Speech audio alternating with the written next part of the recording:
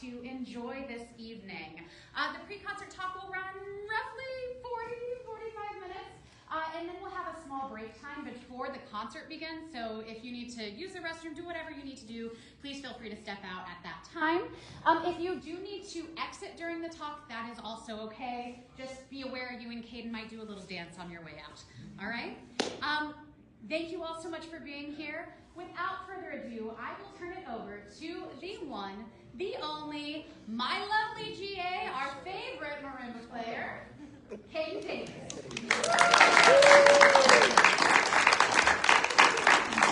Everyone, thank you so much for being here tonight. I am very, very excited to get to share what has become kind of the thing that's taken my life over in a lot of ways with my peers and community. Today we're going to be looking at the history and sort of an analytic approach to the traditional and contemporary music of Zimbabwe.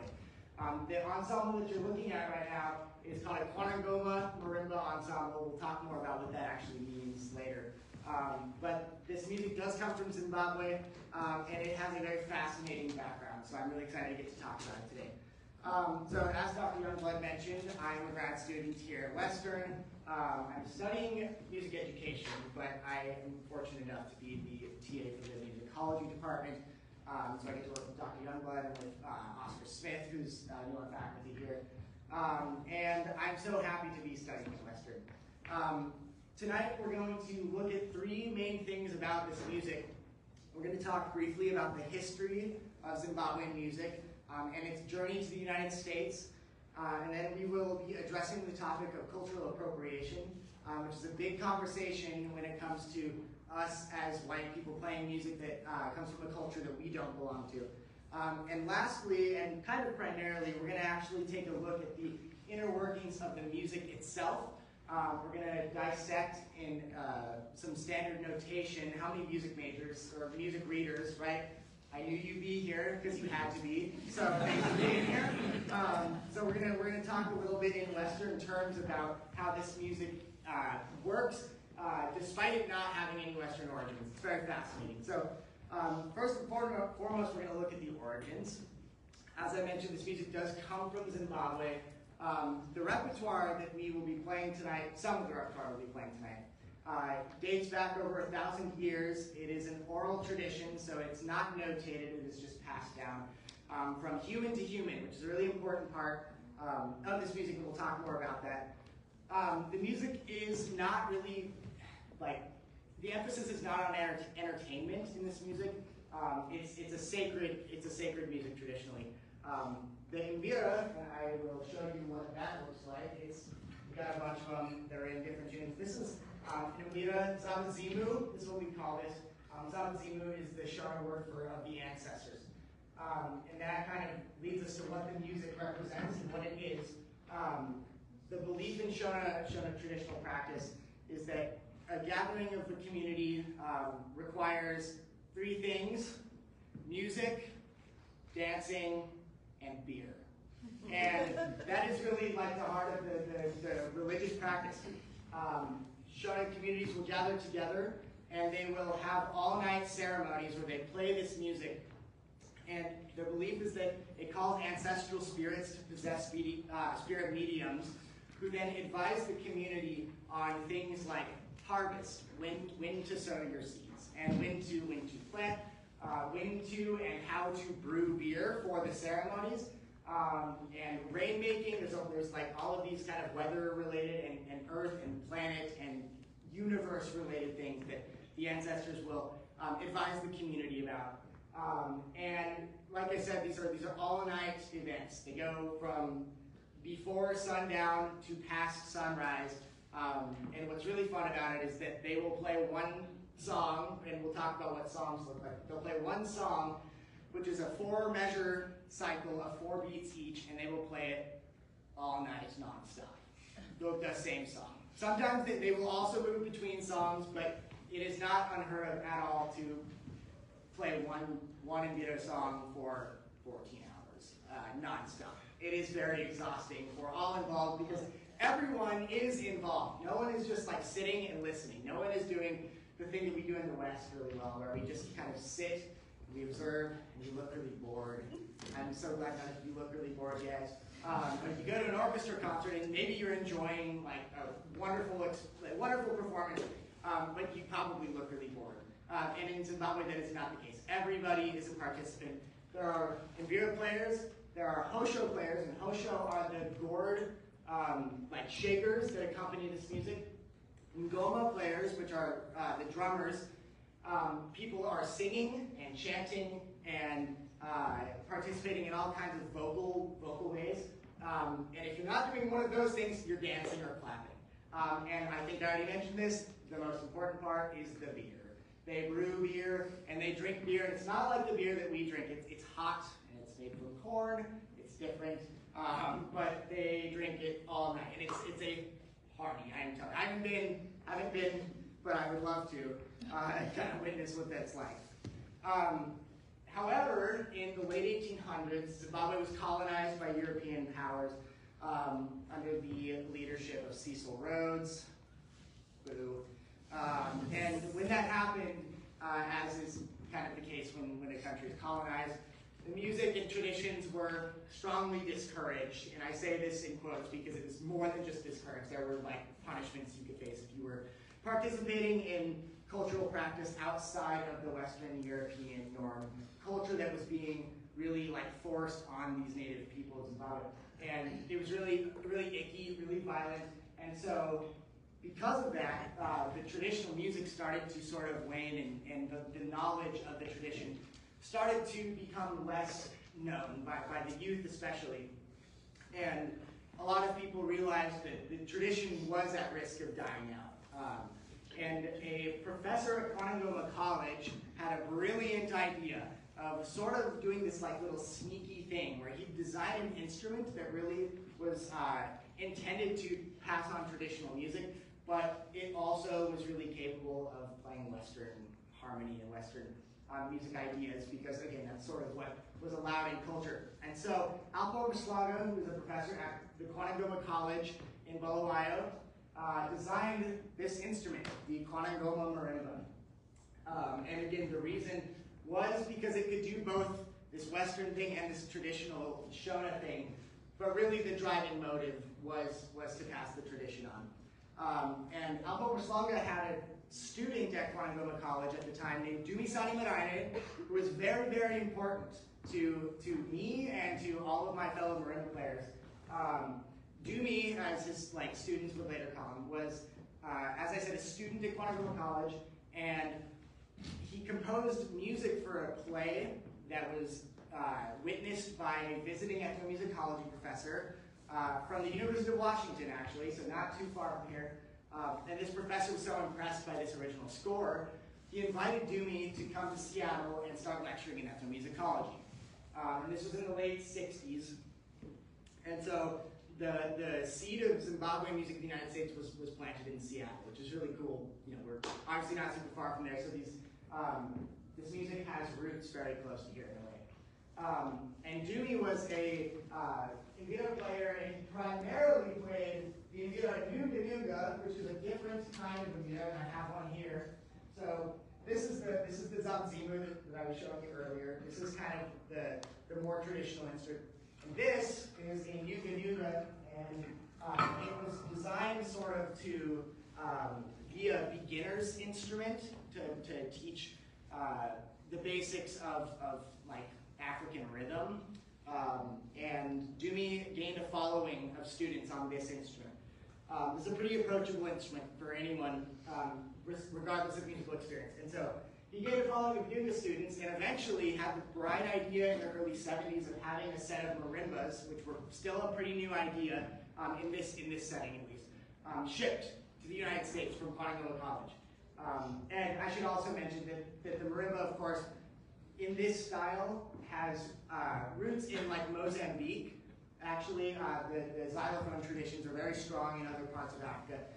This particular instrument was inspired by Mozambique traditional xylophone. So, anyways, Dumi had marimbas shipped from Zimbabwe to Seattle and started Dumi and the Manazi Marimba Ensemble. And this music was hot.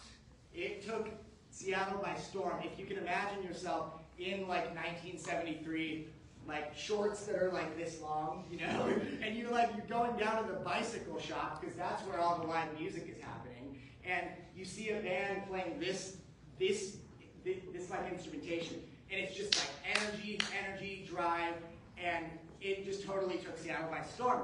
And it got really popular for a time, and Doobie's band eventually broke up, but as people came and went from his band, people would move on to different parts of the country and move on with their lives, but leaving marimba left a big hole in their hearts, and so they decided to start figuring out how to build this music and sort of taking what Doobie had encouraged them to do. They took it really personally, that they had a responsibility to share and spread this music because it just brings joy, and that's really what we're hoping we're able to accomplish tonight. It's just very joyful music. And so, because all these people were all over the United States, they started building these marimbas, not really knowing how to do it. And this marimba community popped up like within 10 years. There were marimba bands that had their roots in Doobie's like experience in teaching, planted all over the place. And communities started to thrive, and marimba music got popular enough that they started a festival, the Zimbabwean Music Festival, which takes place every year or two, generally in the Pacific Northwest. And people from this community gather, like 300 or 400 people probably attend Zimfest every year, and from all over the place.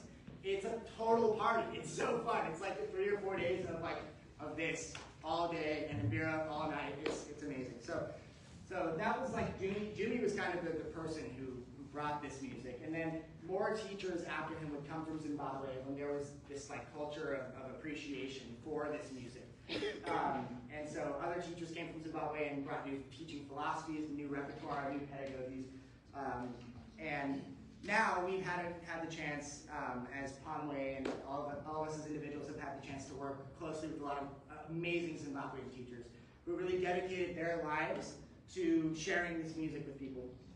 And that sort of leads me to this topic, which is, it's sort of the elephant in the room in a lot of ways. And so I want to really like take a moment to address this. This music has roots in like sacred tradition in a culture that we do not belong to as white people. And so it's very important to start by saying this is a conversation that needs to be had. And here are some points that I have like kind of labeled up here that I think are really important to start a conversation. And this is always going to be a conversation we're going to be having. But one of the most important things about this music, and I kind of already mentioned this, is that the music is not notated. It is taught from human to human. It's very important because this music has a wonderful way of representing community in the nature of the music. We'll talk more about that as well. But we've had the chance, like I said, to work with amazing Zimbabwean musicians and teachers, learning from the people who do belong to this culture. And then the second part of it is acknowledging we don't own this music. We don't own this tradition. We are privileged to get to share in playing it and studying it. And we have been charged with representing the music, and that has a weight to it that we really don't take lightly. And we are encouraged by our teachers to represent it well and give it the care because it's amazing. It's really amazing music. So we really do try to honor it, and we care so much about honoring it. And we are, again, privileged to be actively encouraged by our teachers to continue sharing and playing this music. So this is not something we just like saw on the internet and we're like, this would be really cool. Like we should try this because we saw some like people in Africa doing it. Like we really care a lot about connecting with the human side of this music, and we're all very involved in the greater Zimbabwean music community. Like I said, this Zimbabwean Music Festival happens. And all of us have attended it. And all of us, by the way, I'm talking about my wonderful, wonderful band that I cannot say wonderful enough times about, band Conway, that's going to be sharing this music with us this evening. We've all had the chance to attend Zimfest and be connected in this community.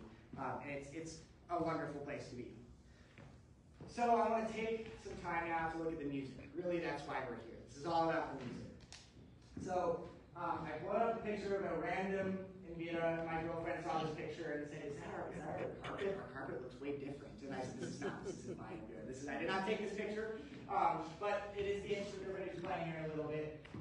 Doomy, the guy who brought the music to the States, referred to the different pitch classes, isn't really the right word. The ranges, he referred to them as like the men's, women's, and children's voices, because we have our bass and middle register and high keys. And if you're a music person, oh, that looks a lot worse than it did a couple days ago. But some of those have moved a little bit on accident. So if I'm going to take a bow and go back here and point. So if you follow with me the sequential order of notes, there's a handy thing here. We have our lowest pitch here, and we go sequentially up here.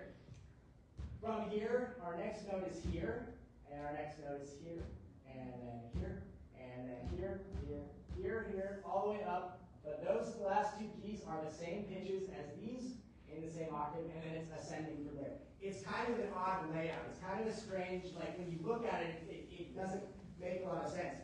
But as soon as you start playing the music, you realize this is actually a really, really ingenious system. The music lays so nicely in the hands when you and when you start to really get into the repertoire, it's fascinating. Because like I said, this is like centuries old.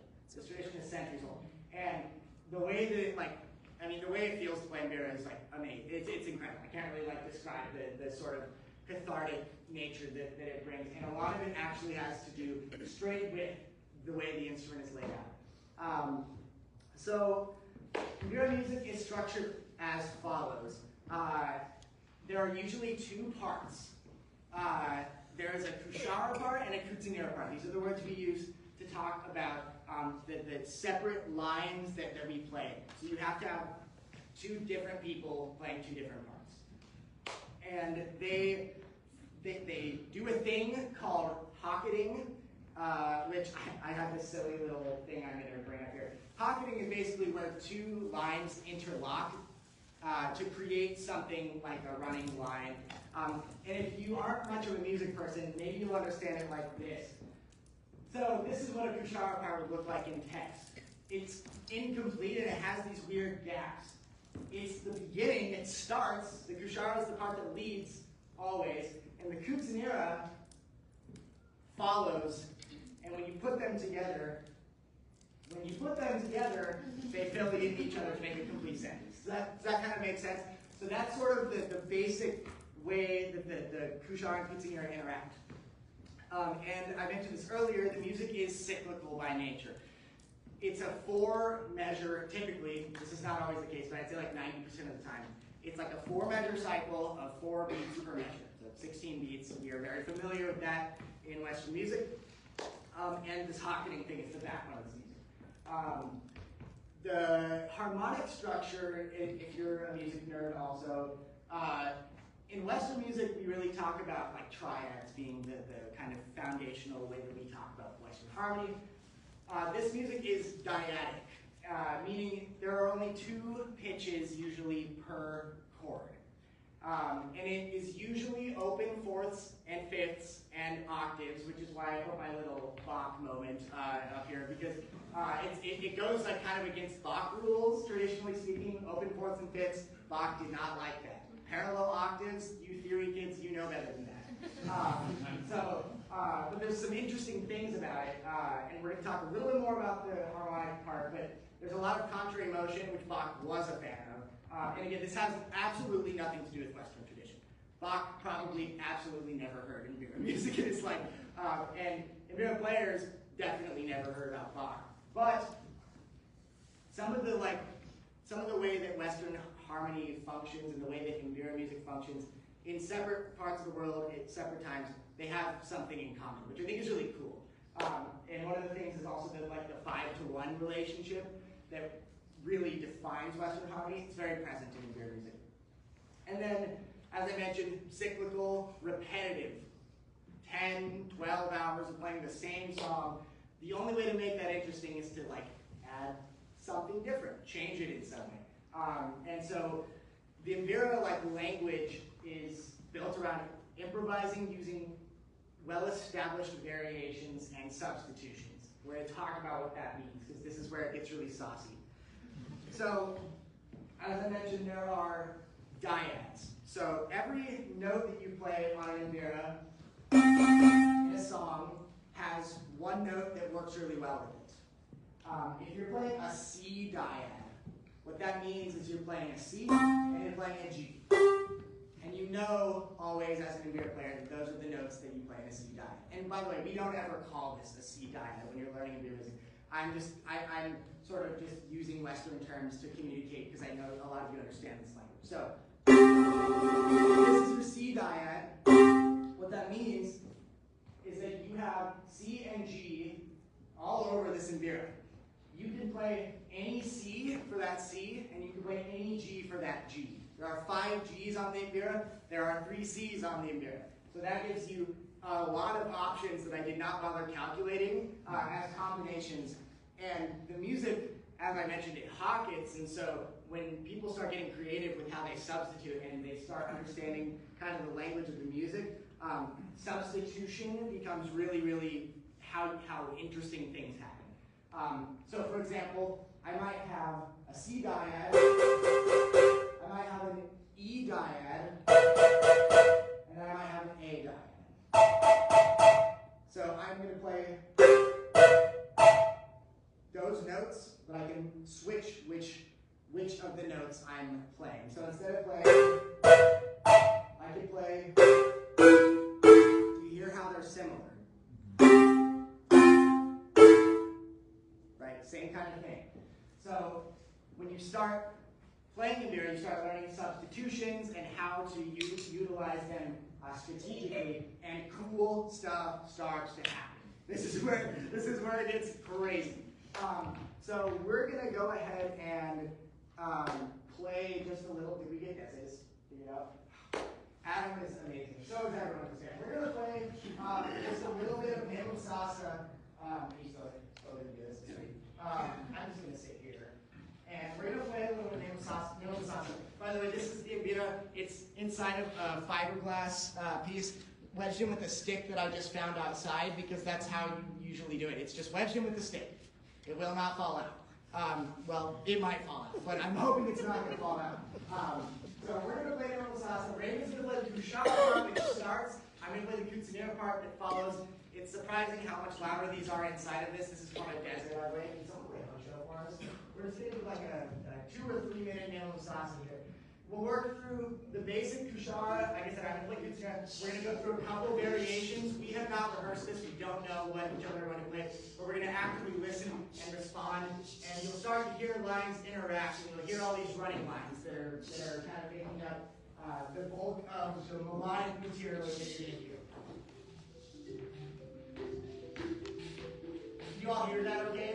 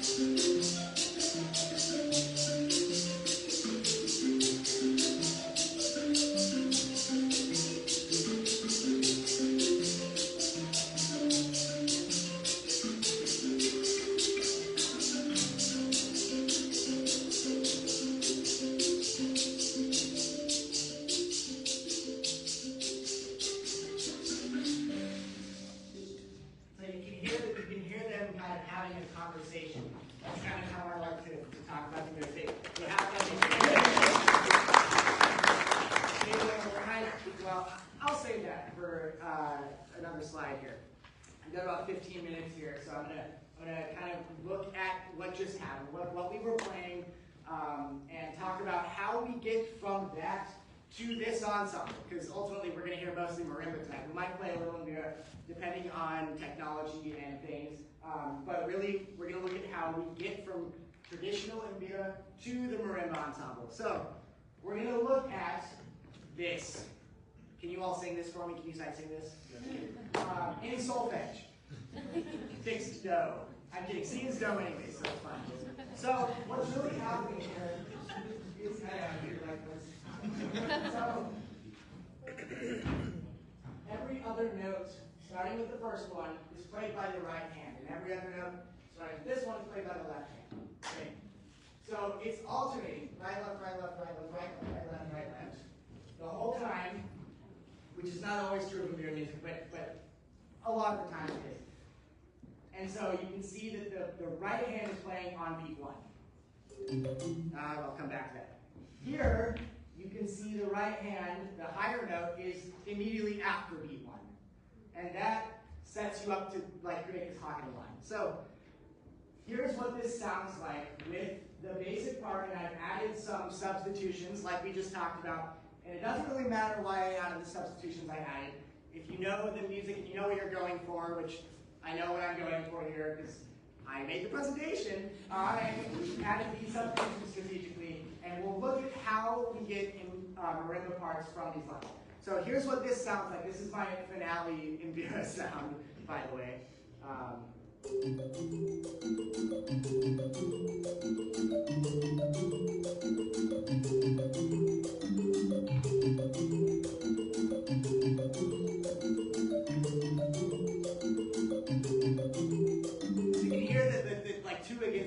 It's all in triple meter, but everything is in groups of 2. So you get 1 and 2 and 3 and 4.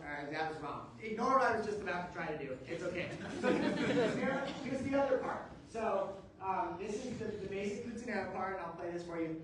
And again, you hear this really strong 3 against 2 kind of thing happening.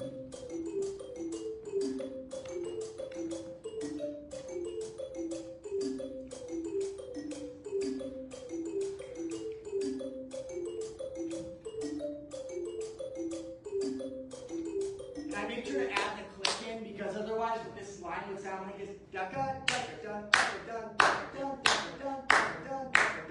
which is duple and wrong, right? So it's very important to have the click in there, and that's kind of what the hosho does, is it grounds us with the time. So I already kind of talked about the substitutions here, and by the way, the buzz that you may have noticed, and I'm sure you noticed because it's very, very prominent, it is supposed to be there, it is a part of the music.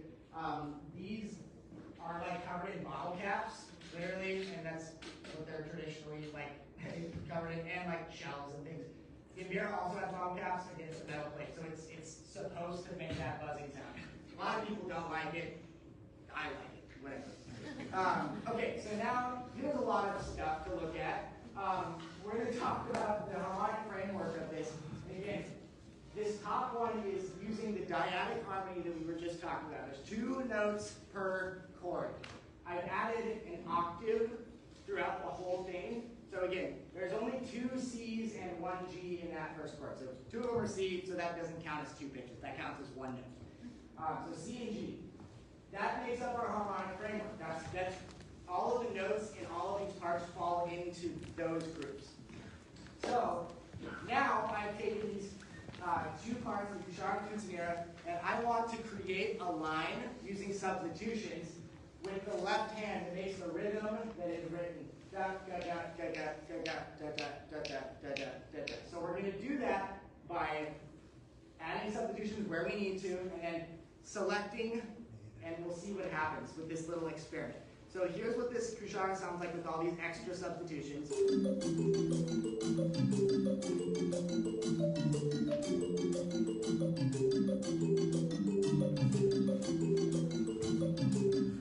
It's not great, by the way. It's not what it's supposed to be. And this, I was going to play this. This is what it would sound like if you just block all of these chords together.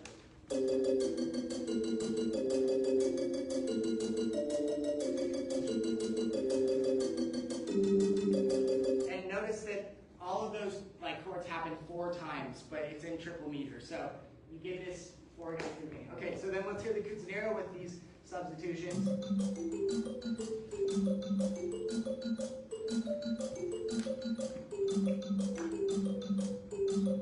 Kind of weird because there's all these random low notes that are sticking out of nowhere. But when you put this cuchara and this cuccinero line together, no, stop. Alright. As if I wasn't anxious enough already. What happens when you put those lines together and you start picking out the notes you want from the substitution? This red line is created. And this red line is very unique to Davis-Zimbabwean because you get it from substitutions, and it sounds like this. You can hear two very distinct melodies.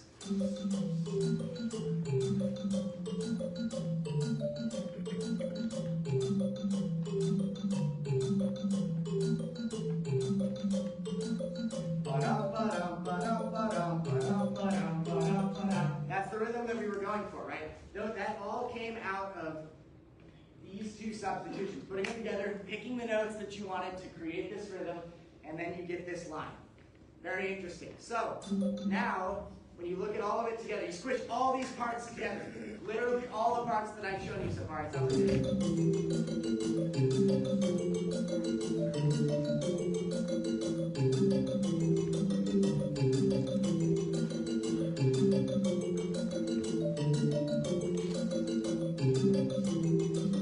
So there's a lot happening there. That's two parts. There's two people making all of those notes. So if Raven was not sick and I wasn't hacking at the Endura just a second ago, this is what it would have maybe sounded like. But alas. Okay, so again, I said we're going to look at how we get from there to the marimbas. So can I have Pompeii come up to your game of the salsa stuff? They don't really know that I'm about to do this, but I knew all along. So the marimba ensemble, let me take a second to talk about this. This is made up of two sopranos. Here's my two sopranos right here. And then we have one alto right here, two tenors out there, a baritone and a bass, and some kind of rhythmic accompaniment like a drum set or a hosho. Drum set rocks in this music, by the way, so we have a drum set. So we have to get lines from the Endura lines to throw onto these marimbas to make this full picture. So what we're going to do is we're going to look at that composite part. This is what we looked at when we put all the parts together, and I've highlighted what I chose as the bass part in green. So what I'm going to do is I'm going to drop the points, and I'm going to have Adam play the bass part. And it's going to start with a pickup note, by the way, if you're a music person. Where's this out right here? He's trying to see you. Okay. So here's what this sounds like. I've just highlighted what Adam's going to play. This is the bass part. 1,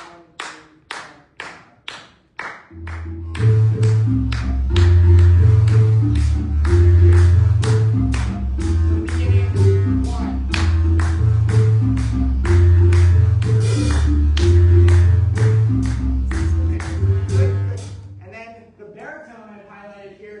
That line that was created from the substitutions directly, exactly as it goes. And so this is your green is the bass and your yellow is the baritone, right? So we put it as the baritone part. Good.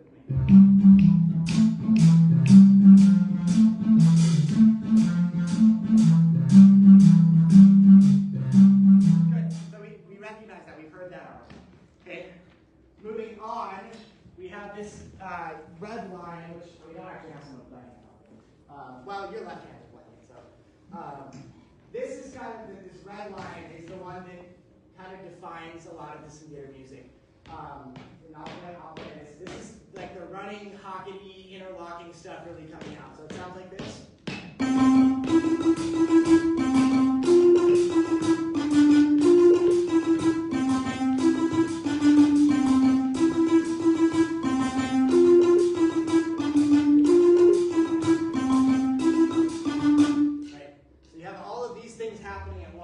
And then we add in the lead part, and Jesse's just basically playing the kushara part, the basic kushara. The very first thing we looked at is what the lead plays.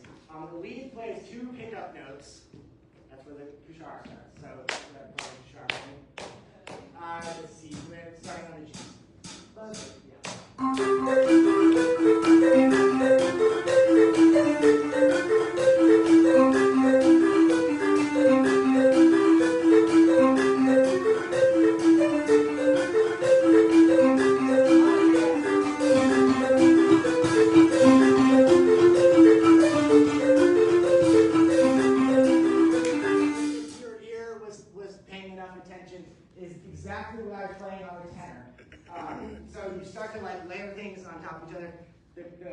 the yellow here is where we get the first soprano part. This is the cuccinero, pretty much straight off of the Ambira. And this is what it looks like when you throw it onto a marimba band. It's interesting seeing it color-coded like this. Every note is accounted for by an instrument. And all of them are logically playable. They're idiomatic, if you want to use that term, for the marimba. So we have the cuccinero in the first soprano. Go ahead.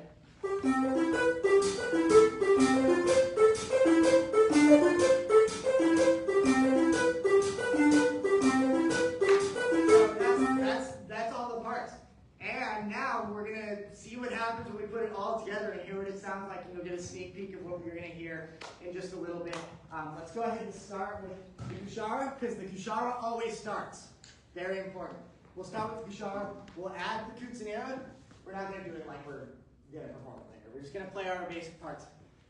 I'll layer in here.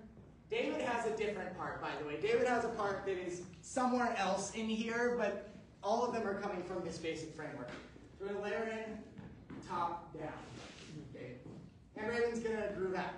Go ahead.